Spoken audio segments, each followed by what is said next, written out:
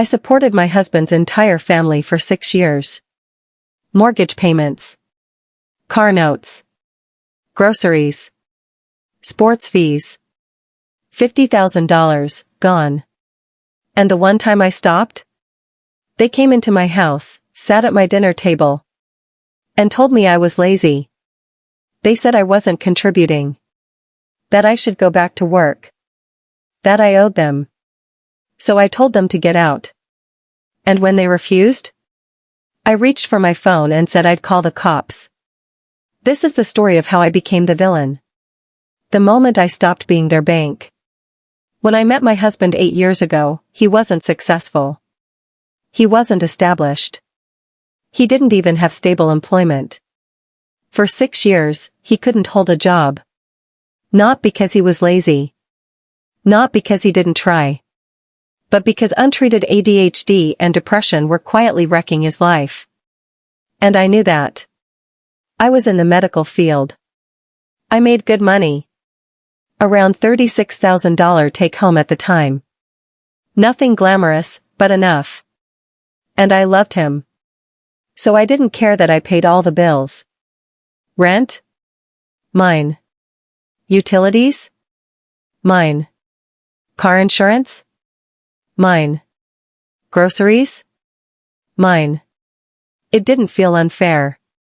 It felt like partnership. He was kind. Loyal. Gentle. He cleaned. He cooked. He supported me emotionally. We were a team. Or at least, that's what I thought. The family that always needed help. It started small. His sister needed help with a mortgage payment. His brother's car note was overdue. Their kids needed sports registration fees. And then his mom. Always something. It's just temporary. They'll pay you back. We're family. And I believed that word meant something. Family. Over 6 years, I handed over around $50,000. $50,000. I never tracked it obsessively. I never sent Venmo requests. I never demanded repayment. Because I wasn't helping strangers. I was helping my husband's family. But slowly, something started feeling off. I was always the one paying. No one else was chipping in. And then came the night that changed everything. The $3,000 gut punch. One evening, my mother-in-law showed up unannounced. Family meeting. She sat at my table like she owned the place and said one of the relatives needed help with lawyer fees. The whole family needed to contribute. I wrote a check for $3,000. No hesitation. Later, I found out something. I was the only one who paid. The only one. The family contribution was just me. That feeling? It wasn't anger. It was something colder. Like your stomach drops through the floor and your chest goes tight and suddenly you realize you've been played. That was the last time I gave him a dime. My husband actually agreed with me. He'd told me before to stop helping. But his family? They weren't happy. Around that time, I found out I was 6 months pregnant. And everything changed. The glow-up no one expected. Pregnancy has a funny way of sharpening your instincts. You stop tolerating nonsense. You start protecting your peace. Around 8 months pregnant, my husband finally got properly medicated for ADHD. And it was like watching someone turn the lights on in a dark room. He got his trucking license. He started working consistently. And not just working, thriving. He now makes $140,000 a year after taxes. Let me say that again. Take home. $140,000. Our expenses? Under $4,000 a month. Rent? $1,000 everything included. Vehicles? Covered. Groceries? Easy. He saves nearly $8,000 a month. We are not struggling. I became a stay-at-home mom. By choice. By agreement. And life was peaceful. For 2 years, his family barely contacted us. No calls. No visits. The ATM machine was officially closed. The dinner. 2 years later, we invited them over. Olive branch. Fresh start. I cooked all day. Cleaned the house. Set the table beautifully. My daughter toddled around happily. Everything felt normal. Until my husband stepped out to grab something from the store. And that's when it started. My mother-in-law leaned forward and asked, "So, when are you going back to work?" Her tone wasn't curious. It was critical. I smiled politely and said I planned to return when my daughter started school. She blinked.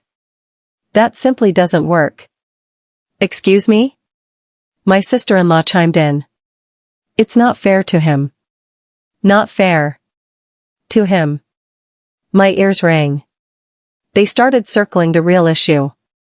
They couldn't depend on family anymore. They missed the financial help. They were struggling.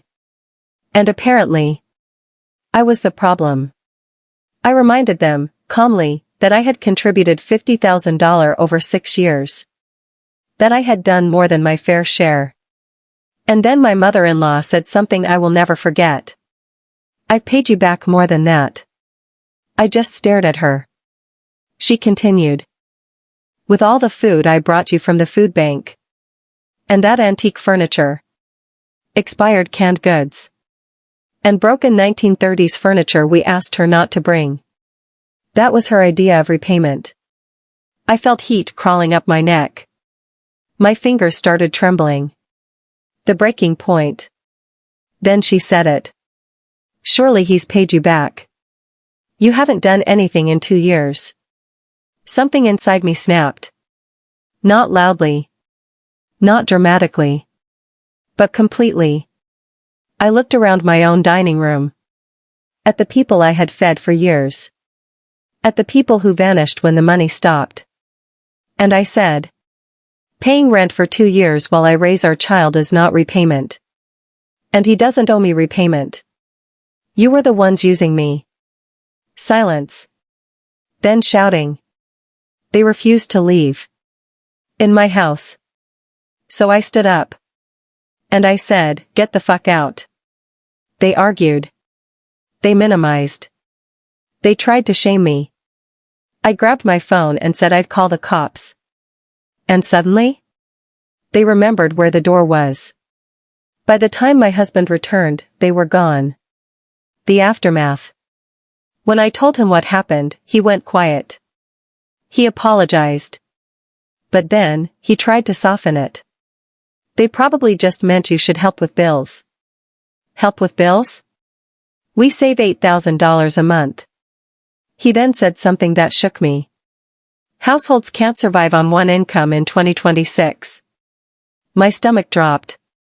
He suggested if I worked, he could reduce his hours. 50 hours a week. Home before 5 every day. Weekends off. We are financially secure. And suddenly I realized something terrifying. His family's voice was echoing in his head. Even if he didn't fully agree, their narrative had seeped in. That I wasn't contributing. That raising our daughter didn't count. That because money wasn't entering from my bank account. I was doing nothing. That hurt more than anything his mother said. The real betrayal. The money never bothered me. Not really. What hurt was being reduced to a paycheck. Being valued only when I was profitable. And being dismissed the moment I stopped. I carried us for 6 years. I supported him through mental health struggles. I built the foundation. And now? I'm doing nothing. The disrespect wasn't accidental. It was strategic. If I doubted myself. If I felt guilty. Maybe I'd open my wallet again. But this time? The answer is no. No more money. No more access. No more dinners. No contact. The most satisfying part? They expected me to fold. They expected tears. Apologies. Compliance. Instead, they got boundaries. They got police threats. They got cut off. Their shocked faces when I stood up. When I didn't back down. When I didn't beg to be liked. That was the moment. The power shift. For 6 years, they saw me as a resource. That night, they realized I was the gatekeeper. And the gate was closed. Sometimes the villain in someone else's story is just the person who stopped being useful to them. And when people only love you for what you provide, the most powerful thing you can do is stop providing. If this story made your blood boil, hit that like button. Tell me in the comments. Have you ever been treated differently the moment you stopped giving?